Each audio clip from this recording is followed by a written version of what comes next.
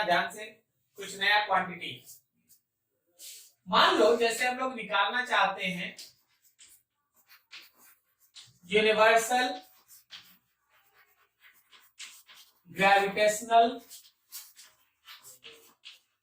Constant, कोई एक universal gravitational constant लो, universal gravitational constant, आप इसका वैल्यू जानते हैं, कैपिटल जी से रिप्रेजेंट करते हैं। हम लोग इसका यूनिट और डायमेंशन निकालेंगे। तो इसका एक फॉर्मूला जो आपको शायद आपको पता ही होगा, ग्रेविटेशनल फोर्स होता है G m1 m2 by r square. क्या आप जानते हैं ये फॉर्मूला? क्या आप ये जानते हैं ये फॉर्मूला? ठीक है, तो आपको ये फॉर्मूला लिखना है। अब यहां से देखिए आपको G निकालना है, तो एफ आर स्क्वायर में दोनों नीचे, therefore G is equals to F dot R square by m1 m2. That capital G will be equals to force F के जगह पे dimension formula ml t minus 2, force आपको आता है। R क्या है? तो सेपरेशन है मासेस के बीच, तो क्या हम लोग इसको L स्क्वायर लिखते हैं और नीचे मास 2m। बस इसको सिस्टमैटिकली सॉल्व कर लिया जाए, ये m से ये cancel, then capital G will be m पे पावर -1, L और L स्क्वायर, L पे पावर 3 और T पे पावर -2। ये हमारे कैपिटल G का dimensional formula m-1 L³ T-2, m-1 L³ T-2। Now think, अगर कोई इसका यूनिट चाहता है, यूनिट ऑफ G लिखना, तो दो तरीका है। एक तो इस डायमेंशन से तुम बता सकता है कि sir kg inverse metre cube and second -2, एक तो आप ये बता सकते हैं, ठीक है। दूसरा क्या कर सकते हैं, आप यहां से भी बता सकते हैं, आप यहां से भी बता सकते हैं। यहां से क्या बता सकते हैं, देखो न्यूटन मीटर स्क्वायर पर kg square, newton metre square और नीचे केजी स्क्वायर, ये भी इसका यूनिट है। तो आप दोनों तरीके से आप इसका डायमेंशन या यूनिट का फॉर्मेशन कर सकते हैं। क्या आपको समझने में दिक्कत किसी को? क्या ये समझने में किसी को दिक्कत? No sir. ठीक है, समझते जाना आराम से। हाँ, अब देखिए, मान लो जैसे तुमसे एक नया क्वांटिटी का नाम देते, नाम इसका सरफेस टेंशन। सरफेस टेंशन याद रखना, सरफेस टेंशन को आप S से रिप्रेजेंट करते हैं और इसका फॉर्मूला होता है that surface tension will be equals to force per unit length, force per unit length, that surface tension will be equals to force per unit length. अब देखो, जिसको ये फॉर्मूला आया वो बहुत ही आसानी से सरफेस टेंशन का डायमेंशन लिखेगा। फोर्स के लिए ml t-2 और नीचे एक L, ये दोनों L कैंसिल, तो तुम्हारे सरफेस टेंशन का वैल्यू हो गया mt-2। देखिए ये सब क्वांटिटी आपको डेली मिलने वाला है, जब जब आप डायमेंशन का क्वेश्चन बनाइएगा ये सब क्वांटिटी बार बार आएगा।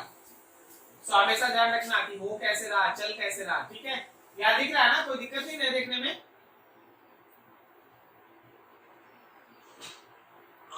ठीक है, तो ये सरफेस टेंशन का डायमेंशन। अगर हमको यूनिट लिखना होगा, यूनिट ऑफ सरफेस टेंशन, तो देखो मास के जगह पे केजी और टाइम के जगह पे सेकंड -2, या फिर अगर तुम चाहो तो यहां से लिख दो। यहां से देखो सरफेस टेंशन का यूनिट क्या लिख सकते हैं, न्यूटन पर मीटर,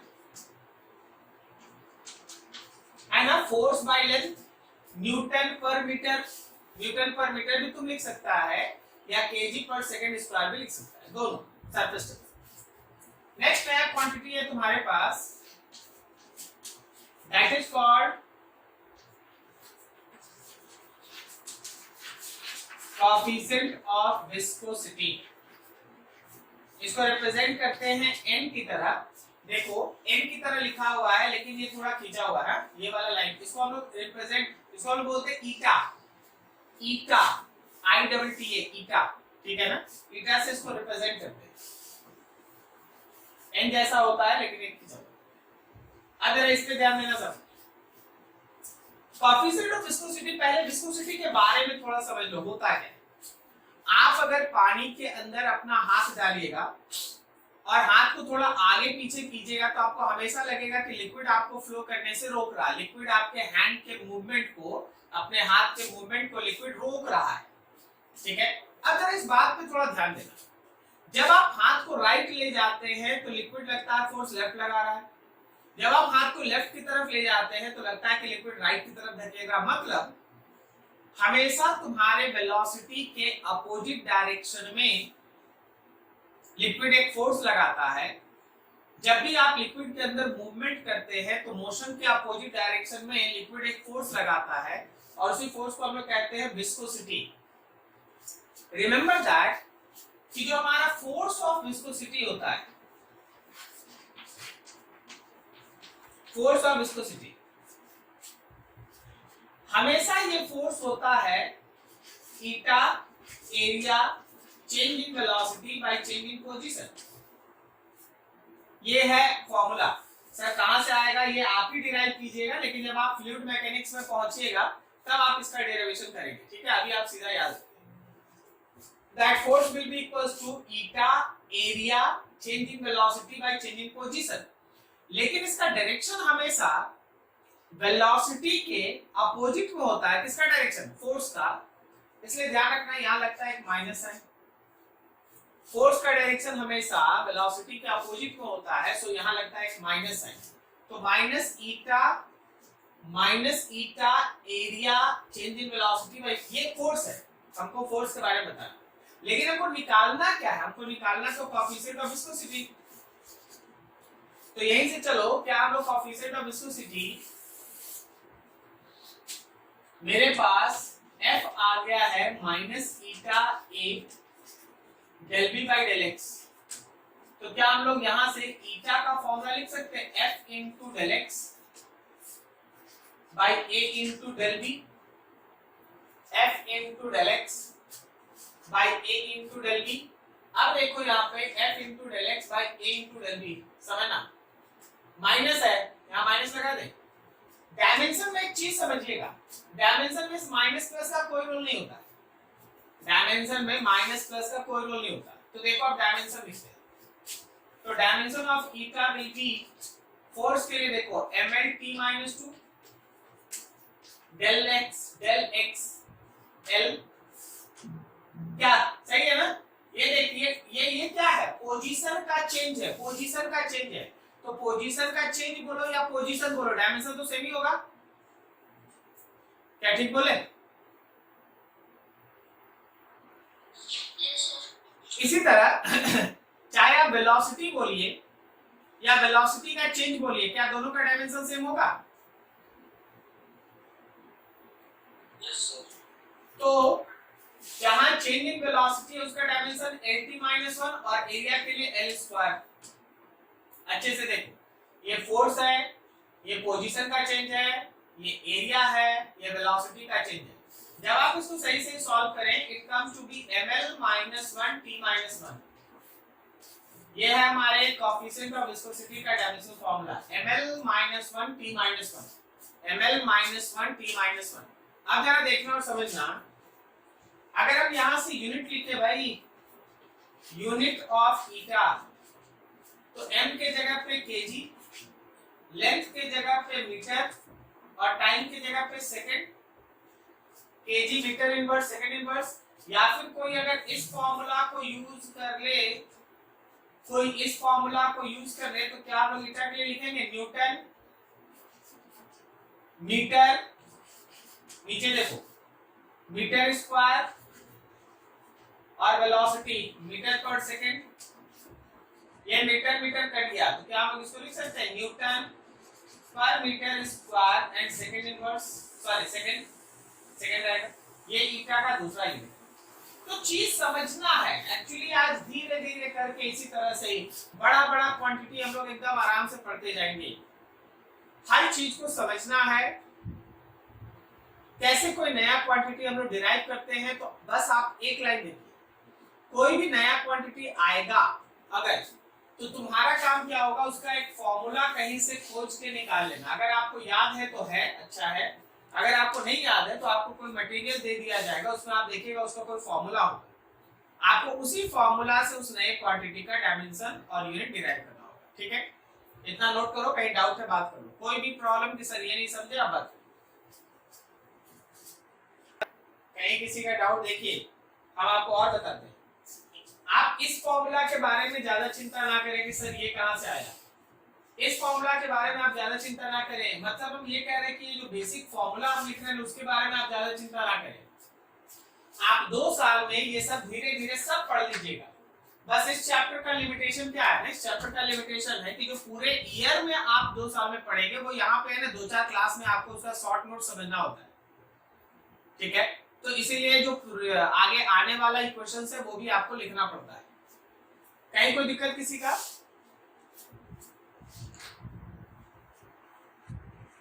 चलो ठीक, आगे बढ़ते हैं, फिर अगला क्वांटिटी उठाते हैं। नेक्स्ट है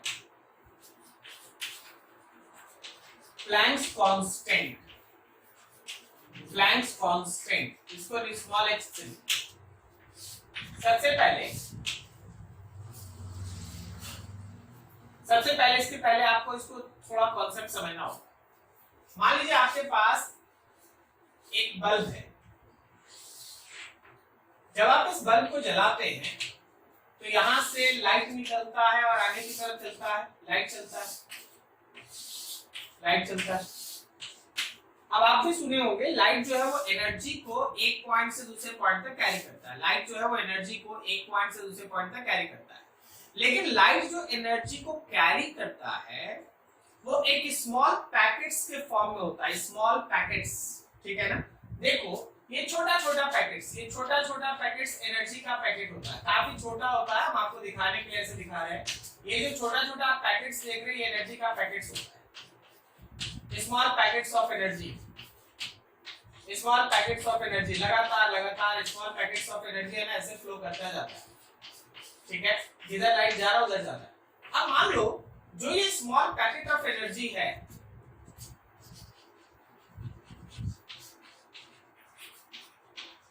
स्मॉल पैकेट ऑफ एनर्जी, ठीक है ना, which is called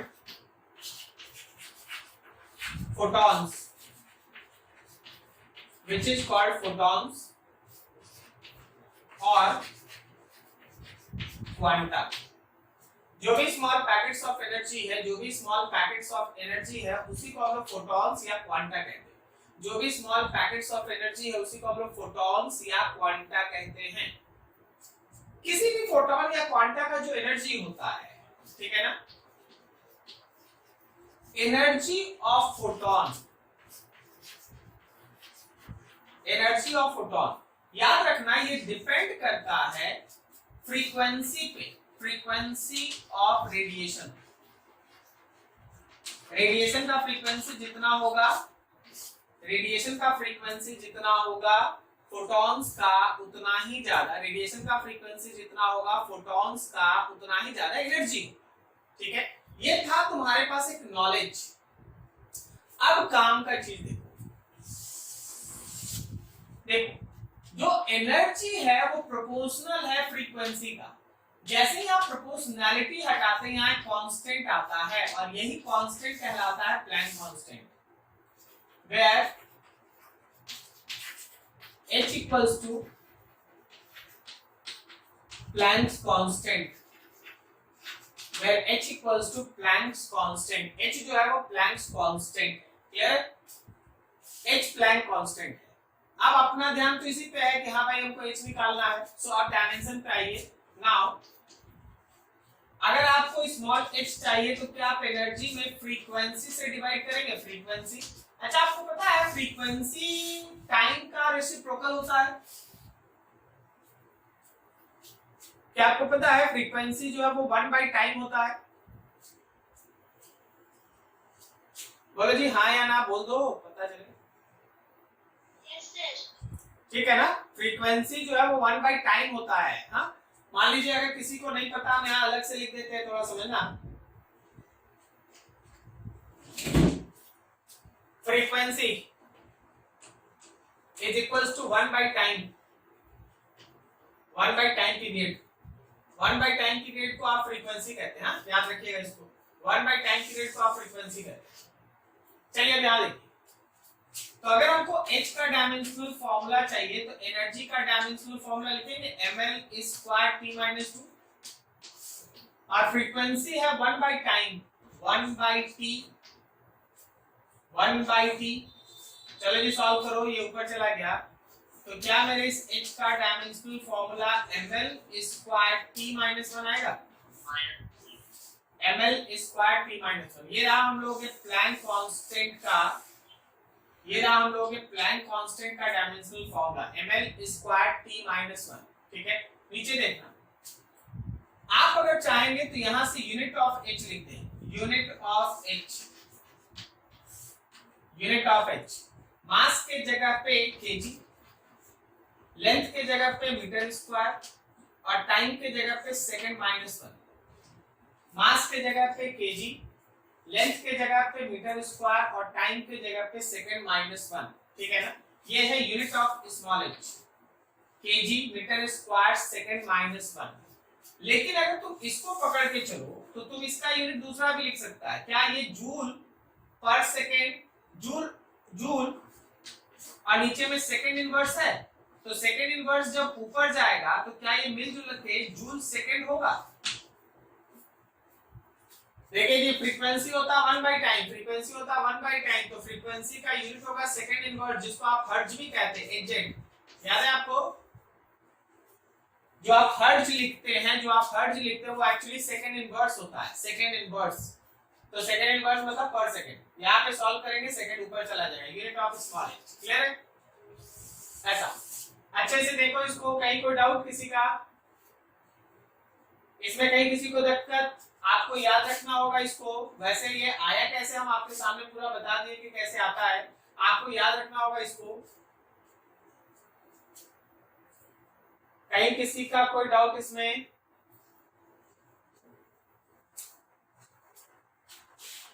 चलो देखो अगला देखो, next term is moment of inertia, moment of inertia last में लिखे थे क्या इसका, क्या लास्ट टाइम में मोमेंट ऑफ इनर्शिया लिखे थे।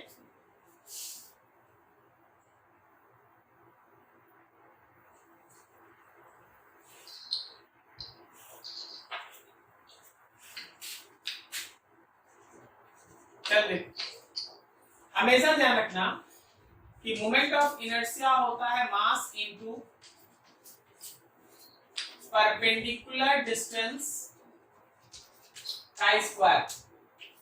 मोमेंट ऑफ इनर्शिया होता है मास इनटू परपेंडिकुलर डिस्टेंस। अब देखिए, अगर आपको ये dimensional formula moment of inertia का लिखना है तो मास के लिए m और परपेंडिकुलर डिस्टेंस के लिए l, ml square. Moment of inertia अगर लिखना है तो मास के लिए m और परपेंडिकुलर डिस्टेंस के लिए l का स्क्वायर।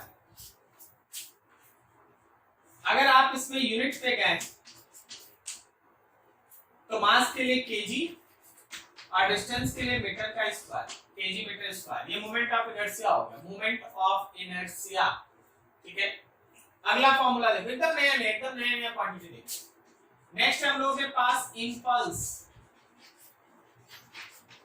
इंपल्स, इंपल्स होता है फोर्स इनटू टाइम। हाँ, टाइम स्मॉल होता है, स्मॉल टाइम लिखा रहता है, स्मॉल टाइम। तो जरा गौर करना, अगर हम लोग इंपल्स का डायमेंशन लिखेंगे तो फोर्स के लिए लिखते हैं ml t माइनस 2 और स्मॉल टाइम है तो एक t लगा देते हैं। तो इंपल्स का डायमेंशनल फॉर्मूला हो गया ml t minus 1, ml t minus 1, this is impulse, ml t minus 1, this is impulse. ठीक है, अब यहां से थोड़ा और आगे इसके यूनिट के बारे में सोचो, यूनिट के बारे में देखो भाई, क्या m की जगह पे kg, लेंथ की जगह पे मीटर और टाइम की जगह सेकंड माइनस 1 करें, kg मीटर सेकंड माइनस 1। हाँ, और अगर कोई इस फॉर्मूला को यूज करा, अगर कोई इस फॉर्मूला को यूज किया तो क्या लिख सकते हैं, न्यूटन सेकंड, न्यूटन सेकेंड। ठीक है, तो देखो एकदम छोटा छोटा क्वांटिटी पे चल रहा है, लेकिन जो क्वांटिटीज आ रहा है उसको आपको समझना पड़ेगा। अच्छे से देखिए बोर्ड पे, 1 मिनट समय लीजिए, स्क्रीनशॉट ले लीजिए, एक एक लाइन पढ़िए। अगर कोई नई चीज समझ में आए हमसे पूछ लीजिए। ठीक है, स्क्रीनशॉट ले लो, आराम से एक एक लाइन पढ़ो, कोई दिक्कत हो कहीं पूछ लो। आप देखो जरा ध्यान से, मोमेंट ऑफ, इधर समझ गए क्या? मोमेंट ऑफ इनर्शिया के बारे में थोड़ा एक्सप्लेनेशन देंगे, इधर समझ गए आप? Yes sir. देखिए जब आप रोटेशनल मैकेनिक्स पढ़ेंगे ना,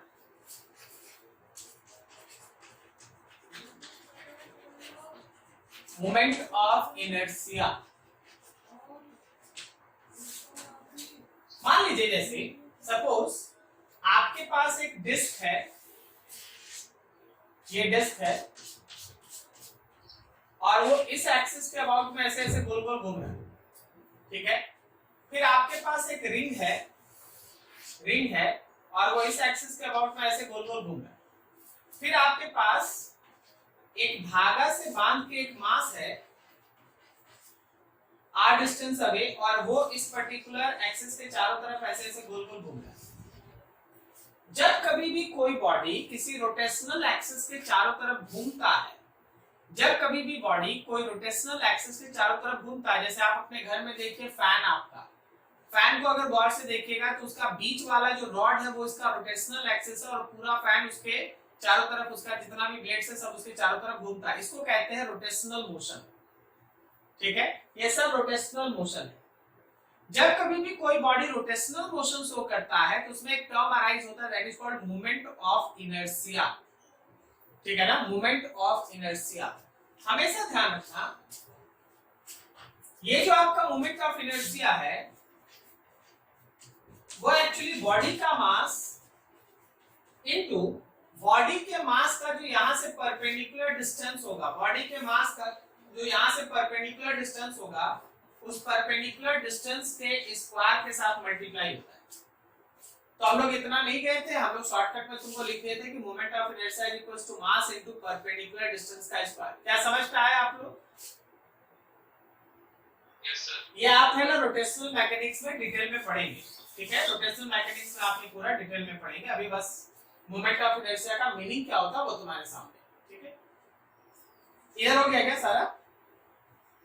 yes sir. Sir equals to force into क्या लिखा हुआ है? Force into small time, small time काफी कम। देख समझना, इसको भी समझ। देख हम इस बोर्ड को लगातार ऐसे दबाए जा रहे हैं। ठीक है, हम इस फोर्स को, बोर्ड को ऐसे लगातार दबाए जा रहे हैं, ये फोर्स है।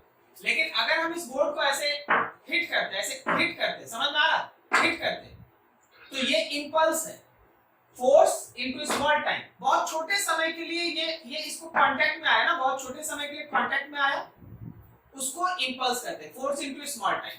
समझ में आया? Yes sir.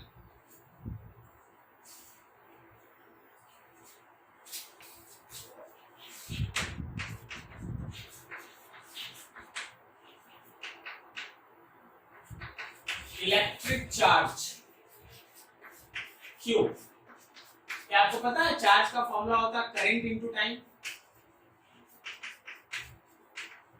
Current into time. तो जो आप इलेक्ट्रिक चार्ज लिखते हैं Q, वो होता है करंट इनटू टाइम। तो चलिए जी डायमेंशन सोच लीजिए, अगर आप चार्ज का डायमेंशन पुट कीजिएगा तो करंट का एम्पियर और टाइम का टी, एम्पियर इनटू टाइम। और अगर आप इसका यूनिट लिखेंगे, यूनिट ऑफ Q, तो करंट के लिए एम्पियर और टाइम के लिए सेकंड, एम्पियर सेकंड। इसी एम्पियर सेकंड को मिला के आप कहते हैं coulomb, coulomb represented by C। Charge का यूनिट कूलम। ठीक है, कूलम में क्या होता है? Ampere into time, ampere into time का यूनिट हो गया एम्पियर सेकंड। चार्ज ये बहुत सिंपल सा चीज। अब अगला देख, नेक्स्ट टर्म होता है, this is called electric potential. Electric potential, electric potential हमेशा होता है electric potential energy per unit charge. ये सब आप 12 में पढ़ेंगे, ध्यान रखिएगा, 11 में नहीं पढ़ेंगे, ये सब 12 में पढ़ेंगे। इलेक्ट्रिक पोटेंशियल का मतलब होता है electric potential energy per unit charge. That electric potential energy, बताओ तो इलेक्ट्रिक पोटेंशियल एनर्जी का फॉर्मूला, डायमेंशन बताओ, बोलो बोलो, इलेक्ट्रिक पोटेंशियल एनर्जी का डायमेंशन बोलो। वेरी गुड, जो सिंपल एनर्जी का होता है बस बता देना वही पर, ml स्क्वायर t माइनस 2, और नीचे है चार्ज, चार्ज डायमेंशन हो गया एम्पियर इनटू टाइम, तो ये वैल्यू हो गया ml square t minus 1 ampere inverse, ml square t minus 1 ampere inverse, ठीक है ये रहा। अच्छा अगर कोई यूनिट बोले, यूनिट इसका, ठीक है इसका यूनिट, तो देखो इलेक्ट्रिक पोटेंशियल एनर्जी वो क्या हो गया जी, जूल हो गया बाय चार्ज, चार्ज को लिख सकते हैं कूलम, जूल पर कूलम, जूल पर कूलम लिख सकते हैं। जूल पर कूलम को और क्या लिख सकते हैं, यहां से देखो, मास की जगह केजी, लेंथ की जगह मीटर, टाइम की जगह सेकंड, और एम्पियर तो एम्पियर ही है। आप जूल पर कूलम लिख सकते हैं, नहीं तो आप KG, metre square, second inverse, ampere inverse लिख सकते हैं, ठीक है। ये था इलेक्ट्रिक पोटेंशियल के बारे में। इसी तरह एक और टर्म आता है, this is called electric field intensity. Electric field intensity represented by E, electric field intensity. ये होता है फोर्स डिवाइडेड बाय चार्ज, समझिएगा अच्छे से। Electric field intensity, electric field intensity is force divided by charge, force divided by charge, clear है। अब force तो आप जानते हैं, फोर्स तो आप जानते हैं, बोलिए mlt माइनस 2, नीचे है चार्ज, चार्ज का मतलब हो गया एम्पियर इनटू टाइम, तो एक छट के आपके पास बचा है ml t minus 1 ampere inverse, ml t minus 1 ampere inverse, ये है electric field intensity, electric field intensity. अगर आप इसी इलेक्ट्रिक फील्ड इंटेंसिटी का यूनिट लिखिएगा, यूनिट बताओ जी, इसको देख के बताओ यूनिट क्या होना चाहिए, इसको देख के बताओ यूनिट क्या होना चाहिए, न्यूटन पर कूलम, न्यूटन पर कूलम। अब इसको देख के बताओ यूनिट क्या होना चाहिए, केजी, आगे बोलो, मीटर, नेक्स्ट सेकंड इनवर्स, और फिर से एम्पियर इनवर्स, सही है। यह है electric charge, electric potential, electric field intensity, electric charge, electric potential, electric field intensity, ठीक है। हमेशा ऐसे टर्म्स को आपको याद रखना पड़ेगा, ठीक है। इसी में एक और क्वांटिटी हम ऐड कर देते हैं, वो है हम लोगों के पास, इसी इलेक्ट्रिसिटी में 12 में आप पढ़ेंगे, नाम है PER, परमिटिविटी, परमिटिविटी, उसको रिप्रेजेंट करते हैं ऐसे एप्सिलॉन से। परमिटिविटी अगर निकालना पड़ा तो कूलम्स लॉ, चार्ज का जो कूलम्स लॉ है उस पे आपको ध्यान लगाना पड़ता है, याद रखिएगा। बिटवीन टू चार्जेस, दो चार्जेस के बीच जो फोर्स लगता है वो होता है 1/4 पाई एप्सिलॉन, यहाँ epsilon not, Q1 Q2 by distance का स्क्वायर, ये है कूलम्स लॉ। आप लोग पढ़े होंगे कूलम्स लॉ, आप यहाँ K लिखते हैं, आप लोग यहाँ K लिखते हैं, हाँ इसकी जगह पे आप लोग K लिखते हैं K Q1 Q2 by R square, लेकिन एक्चुअली उस कांस्टेंट का वैल्यू होता है 1/4 pi epsilon naught, 1/4 pi epsilon naught, epsilon naught वही है परमिटिविटी ना। अब अपने से सोचो, अगर एक बार ये इक्वेशन मिल गया तो आराम से हम लोग एप्सिलॉन नॉट निकालेंगे ना, 1/4 पाई छोड़ दो, Q1 Q2 और नीचे F into R स्क्वायर, ये फॉर्मूला होगा। अब यहाँ फॉर्मूला से देखो यूनिट में 1/4 पाई, बोलो डायमेंशन में इसका कोई रोल है या नहीं है, बोलो बोलो, डायमेंशन में उसका कोई रोल है या नहीं? नहीं सर। कांस्टेंट्स का डायमेंशन में कोई रोल नहीं होता। नंबर है, कांस्टेंट्स है, उसका डायमेंशन में कोई रोल नहीं होता। तो 1/4 पाई हट गया। चार्ज है एम्पियर इनटू टाइम, दूसरा भी एम्पियर इनटू टाइम, नीचे फोर्स mlt-2 और r स्क्वायर मतलब l स्क्वायर। अच्छे से इसको लिख दीजिए। तो एप्सिलॉन नॉट का डायमेंशनल फार्मूला हो गया m-1 l स्क्वायर और l पे पावर -3 टाइम -2 और ऊपर 2 t पे पावर 4 और एम्पियर का स्क्वायर। ये हो गया एप्सिलॉन नॉट का डायमेंशनल फार्मूला। ये हो गया एप्सिलॉन नॉट का डायमेंशनल फार्मूला। ठीक है, नोट करो वहां तक, एक एक लाइन समझो। अगर फिर से कोई डाउट, हाँ बोलो। सर इलेक्ट्रिक फील्ड इंटेंसिटी में वहां पे t का पावर -3 होगा और a का पावर -2। अच्छा सही सही सही, बिल्कुल सही। यहाँ पे t पे पावर -3 होगा, यही बोल रहे हैं ना? हाँ सही, याद है, ठीक। और a पे पावर -2, ठीक ठीक सही।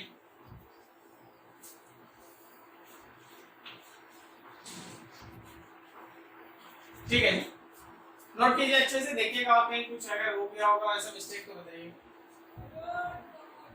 यहाँ भी ना, यहाँ भी ना,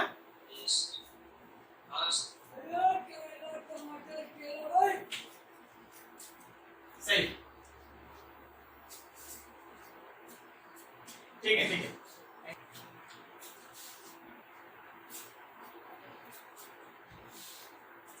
चलो नेक्स्ट इसी में ग्रेविटेशन को लेंगे।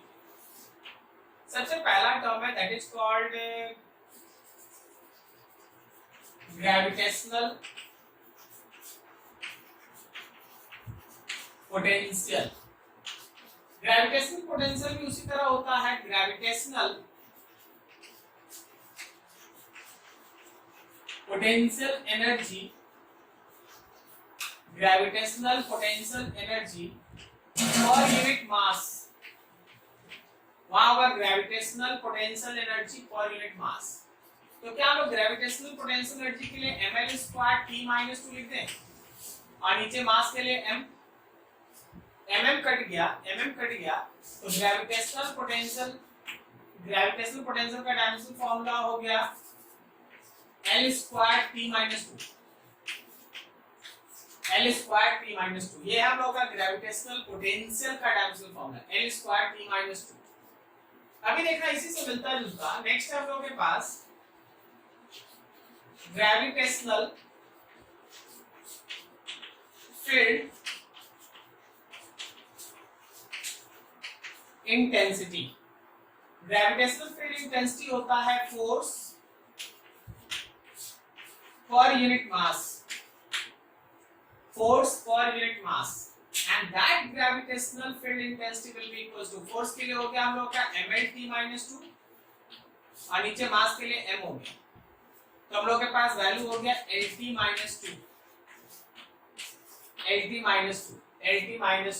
ठीक है। तो ये हम लोगों के पास दो पार्ट, ग्रेविटेशनल पोटेंशियल नीचे gravitational field intensity, gravitational potential नीचे ग्रेविटेशनल फील्ड इंटेंसिटी, दोनों टर्म।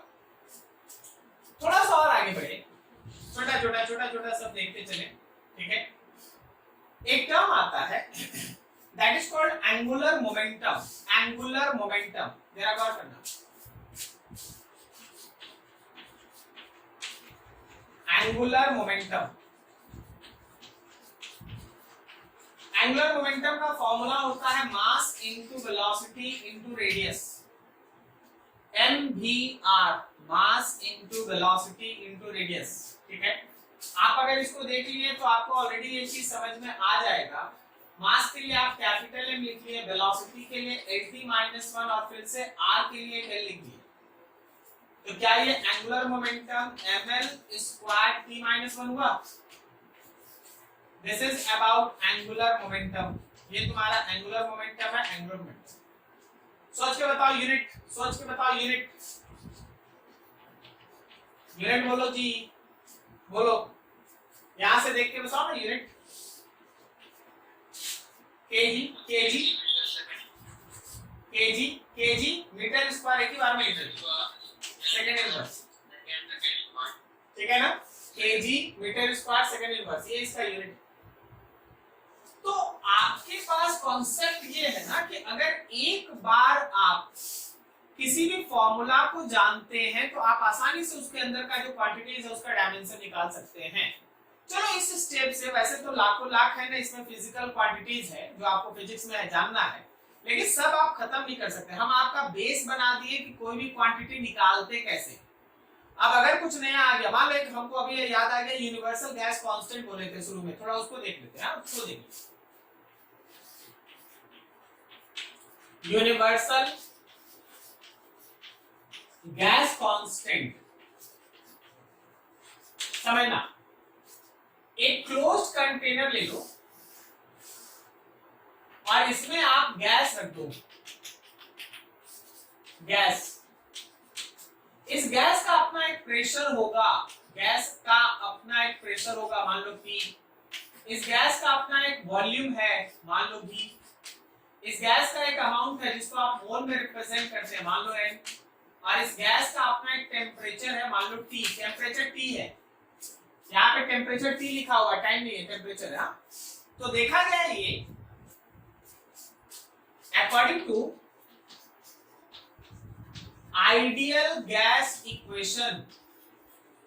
आइडियल गैस इक्वेशन क्या सिखाता है कि जो प्रेशर है ये प्रोपोर्शनल होता है NT/V का। प्रेशर जो है वो नंबर ऑफ मोल्स, ठीक है, number of moles into temperature divided by volume के प्रोपोर्शनल होता है। जैसे ही आप इस प्रोपोर्शनैलिटी को हटाते हैं, यहाँ कांस्टेंट आता है R। तो अगर हम इक्वेशन लिखे तो क्या लिख सकते हैं, PV = nRT। Very very important formula, this is for chemistry. ये केमिस्ट्री के लिए बहुत ही इंपॉर्टेंट फॉर्मूला है, पूरा एक चैप्टर है गैसियस स्टेट करके। आपके पास बुक होगा, बुक नहीं है तो आप मोबाइल ऐप में जाके देख सकते हैं। गैसेस स्टेट करके एक चैप्टर है, एनसीईआरटी में आप पलटिएगा, 5th चैप्टर आपको मिलेगा। उसमें 60% डिस्कशन इसी के अराउंड में होता है, PV = nRT। इसको हम लोग आइडियल गैस इक्वेशन कहते हैं, आइडियल गैस इक्वेशन। हमारा काम क्या है, हमारा काम ये इक्वेशन बनाना नहीं था, एक्चुअली ये बता दिया गया कि आता कैसे। मेरा तो काम है R निकालना। यूनिवर्सल गैस कांस्टेंट R होता है, यूनिवर्सल गैस कांस्टेंट R होता है, ठीक है ना। where R is universal gas constant. R जो है वो एक यूनिवर्सल गैस कांस्टेंट, ठीक है। अभी जरा देखो और समझो, अब हमको यहीं से काम करना है, यहीं से काम करना है। हम लोगों को तो R चाहिए, अगर आपको R चाहिए तो इसका मतलब है आपको PV में NT से डिवाइड करना होगा। सो अगर आपको R चाहिए तो प्रेशर का dimension formula ml - 1 T - 2, volume L3, नीचे N मतलब मोल और T मतलब टेम्परेचर, टेम्परेचर का केल्विन। T मतलब टेम्परेचर, टाइम नहीं, केल्विन। थोड़ा सा सिंपलीफाई करके लिख दिए, then R will be equals to m L square T - 2 mole inverse Kelvin inverse, ml square T - 2 mole inverse Kelvin inverse। this is universal gas constant। ये तुम्हारा universal gas constant, ठीक है। थोड़ा सा आगे। अच्छा, अगर हमको यहीं से इसका यूनिट लिखना है, यूनिट, तो एक यूनिट तो तुम यहां से देख लो, एक यूनिट तुम यहां से देखो, यहां जगह नहीं है समझना, वहां से लिख रहे हैं। एक यूनिट हम लिख रहे हैं R = PV/NT से। तो R का यूनिट होगा प्रेशर के लिए, प्रेशर का यूनिट बोलो, ऐसा यूनिट बोलो जी, प्रेशर का ऐसा यूनिट बोलो पास्कल। वॉल्यूम का L3 मतलब मीटर क्यूब, और नीचे मोल है और नीचे केल्विन है। एक यूनिट आप ये लिख सकते हैं। दूसरा आपको याद है क्या, पास्कल को न्यूटन/मीटर² भी लिखते हैं। Yes sir. मीटर क्यूब, नीचे मोल और फिर केल्विन। अब देखिए मीटर स्क्वायर और ये मीटर क्यूब है, कट के न्यूटन मीटर ऊपर आएगा और नीचे पर मोल पर केल्विन। तो इस तरह से यूनिट आप लिख सकते हैं, कोई इशू। आप यूनिट लिख सकते हैं। आप इसको भी देख के यूनिट लिख सकते हैं। आप इसको देख के यूनिट लिखेंगे तो क्या लिखेंगे, आप इसको देख के अगर यूनिट लिखिएगा तो क्या लिखेगा, सीधा एक लाइन में लिख देंगे। देखो मास की जगह केजी, लेंथ की जगह मीटर, टी की जगह सेकेंड और फिर पर मोल पर केल्विन। आप इसको भी डायरेक्ट लिख सकते हैं। तो देख होता क्या है ना, इतना ज्यादा धीरे धीरे ही चल रहे हैं, लेकिन इतना तेजी से सब कुछ आपके सामने आते जाता है कि सब आप रट नहीं सकते हैं। आप है ना फंडामेंटल ठीक रखिए, मतलब फोर्स का डायमेंशन आना चाहिए, प्रेशर आना चाहिए, वर्क आना चाहिए, एनर्जी आना चाहिए, कोएफिशिएंट ऑफ विस्कोसिटी आना चाहिए, मतलब कम से कम 25-30 डायमेंशन याद रखिए। अब बाकी तो कोई भी कभी भी आएगा आपको बना देना होगा, कोई इशू नहीं, ठीक है। नोट करो बढ़िया से, कहीं डाउट है तो फिर बात करते हैं, कहीं भी डाउट है पूछते चलो। अब आपका ना 2-3 अलग से कुछ टर्म्स है, उसको थोड़ा सीख लीजिए आज। देखिए ना, कोई भी trigonometric ratio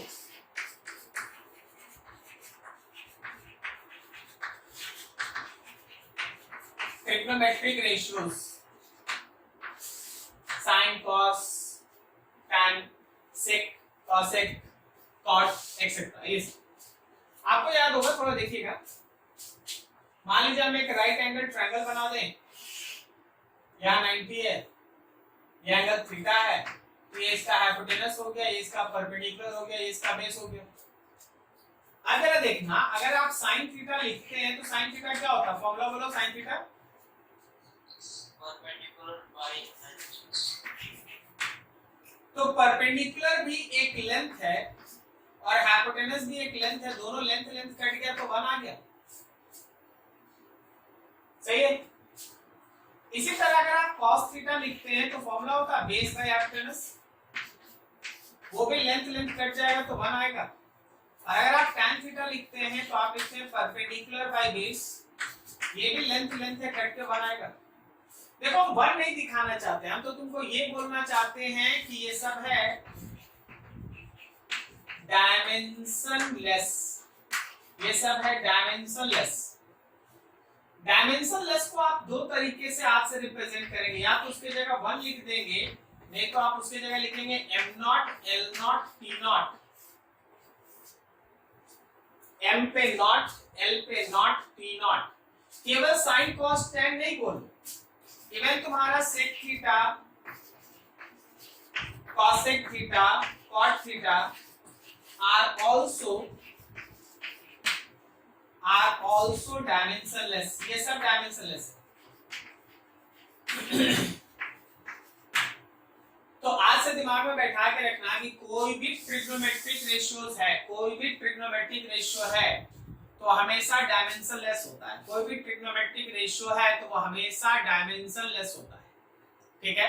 trigonometric ratios are always dimensionless. Similarly दो और फंक्शन है जो डायमेंशनलेस होता है, और trigonometric ratios are dimensionless. Similarly कोई भी लॉगरिथमिक फंक्शन जिसमें लॉग आता है, या कोई भी एक्सपोनेंशियल फंक्शन जिसमें एक्सपोनेंट फंक्शन आता है, वो सब डायमेंशनलेस होता है। तो 3 क्वांटिटी ऐसा है जिसको आप एकदम दिमाग में रखिएगा। रिमार्क ये है, ऑल ट्रिग्नोमेट्रिक फंक्शंस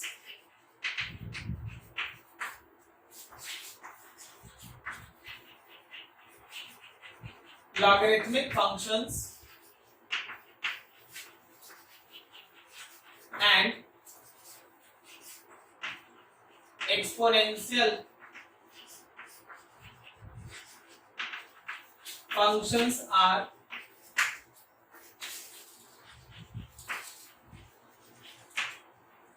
dimensionless। जितना भी ट्रिग्नोमेट्रिक फंक्शंस है, जितना भी लॉगरिथमिक फंक्शन है, जितना भी एक्सपोनेंशियल फंक्शंस है, ये सब डायमेंशनलेस होता है। अगर हम तुमसे बोले कि देखो जी मेरे पास लिखा है sin a into t, बोलो इस पूरे का डायमेंशन कितना, your answer is m0, l0, t0। अगर हम तुमसे बोले कि देखो जी लॉग लिखा हुआ है a by b, तो इस log पूरे a by b का डायमेंशन कितना है? It is dimensionless m not l not t not. Similarly अगर हम तुम्हारे सामने लिख दें एक्सपोनेंट पावर होता है इसमें a into t पावर होता है, तो हमेशा ध्यान रखना ये पूरा का पूरा exponential function is dimensionless m not l not t not. तो हमेशा ट्रिग्नोमेट्री का कोई भी फंक्शन रहे, लॉग का कोई भी फंक्शन है, एक्सपोनेंट का कोई भी फंक्शन है, दैट इज ऑलवेज डायमेंशनलेस, ये डायमेंशनलेस। ठीक है, इसको अच्छे से दिमाग में रखिएगा, ये बहुत सारे क्वेश्चंस में काम आने वाला चीज है। नोट कीजिए इसको, नोट कीजिए इसको अच्छे से।